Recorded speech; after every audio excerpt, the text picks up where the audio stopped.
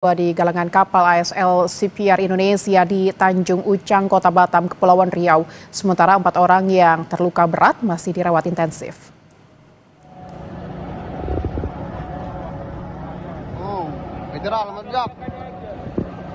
Ledakan kapal di wilayah industri PT ASL Shipyard Indonesia Batam, Kepulauan Riau menewaskan 10 orang. Kebakaran terjadi pada Rabu dini hari saat kapal tanker sedang diperbaiki. Jenazah korban meninggal dibawa ke RS Bayangkara untuk diotopsi, sedangkan 21 orang yang dikabarkan terluka masih dirawat. Rata-rata korban mengalami luka bakar. Kapolda Kepulauan Riau, Irjen Asep Safrudin menyebut penyebab ledakan masih diselidiki. Di rumah sakit ini ada 4 yang dalam perawatan di ruang ICU. Di tempat lain kami masih ngecek. Rumah sakit dirawat korban? Sementara di 3 rumah sakit.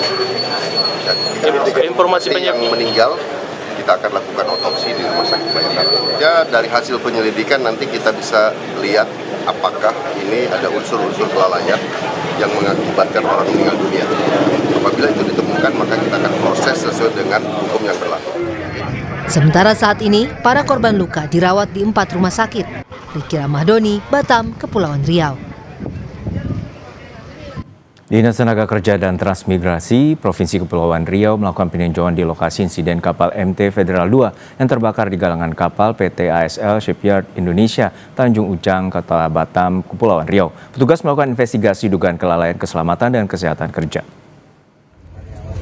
Peninjauan digunakan atau dilakukan untuk pengawasan serta investigasi atas terulangnya kembali terjadinya insiden kapal MT Federal 2 yang terbakar. Pihak Disnaker Trans Kepulauan Riau melakukan investigasi bersama Polda Kepulauan Riau dan Polresta Barelang guna memastikan penyebab terjadinya insiden itu. Hasil investigasi akan menjadi dasar penindakan lanjutan terhadap pihak yang bertanggung jawab, termasuk evaluasi penerapan prosedur keselamatan dan kesehatan kerja di lingkungan perusahaan terkait.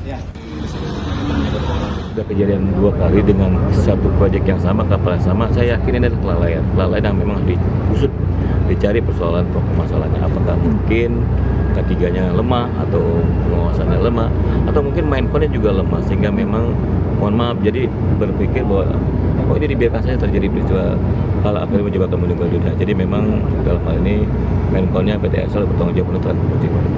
Kami kemarin sudah sampaikan juga sama teman-teman. Tadi pagi kami sudah turun juga bersama dengan KPNS, sebenarnya dengan pengawas juga, dan kami memang nanti langsung sudah melakukan intent pemeriksaan, investigasi, dan juga mungkin nanti barangkali mungkin melakukan validasi terkait masalah data dan audit sekaligus terkait masalah pengawasan ketiganya.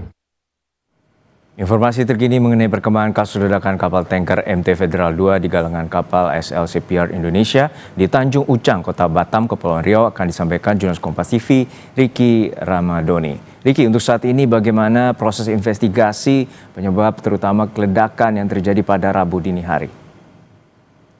Ya, Juno, untuk saat ini pihak kepolisian maupun pihak dari Pemprov Kepri sendiri masih terus melakukan investigasi adanya insiden kapal MT Federal 2 ini meledak di PT ASL Shipyard Indonesia ini. Dalam investigasi ini, pihak kepolisian telah menerjunkan tim labor forensik dari Mabes Polri yang di backup juga dengan labor forensik dari Polda Kepri sendiri.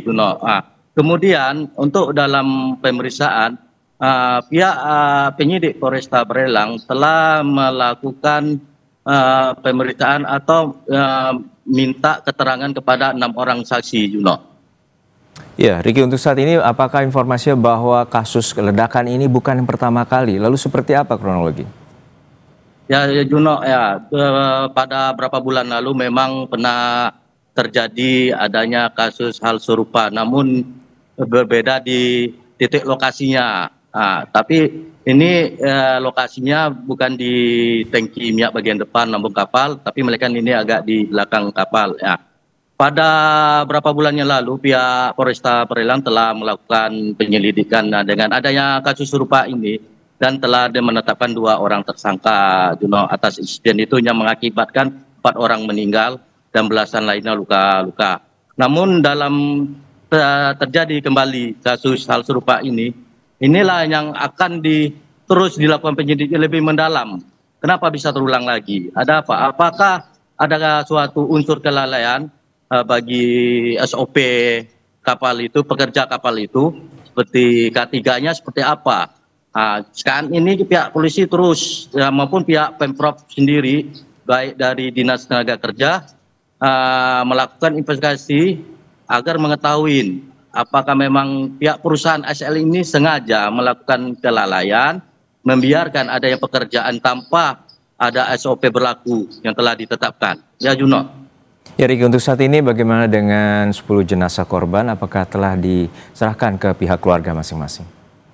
Ya, Juno, tadi pagi barusan ini juga, Juno, pihak Rumah Sakit Bayangkara Polda Kepri telah selesai melakukan otopsi dan identifikasi terhadap para 10 korban yang meninggal ini, Juno. Setelah selesai melakukan itu, pihak Rumah Sakit Bayangkara Polda Kepri sendiri menyerahkan langsung kepada keluarga korban. Jadi jenazah ini diserahkan langsung kepada keluarga korban untuk dilakukan dikebumikan. Namun ada beberapa korban yang meninggal ini diberangkatkan ke kampung halamannya masing-masing, Juno, karena pihak keluarga meminta untuk dikebumikan di kampung halamannya, ya, Juno. Baik, saat ini pihak kepolisian masih terus melakukan investigasi atas dugaan kelalaian menyebabkan ledakan yang terjadi di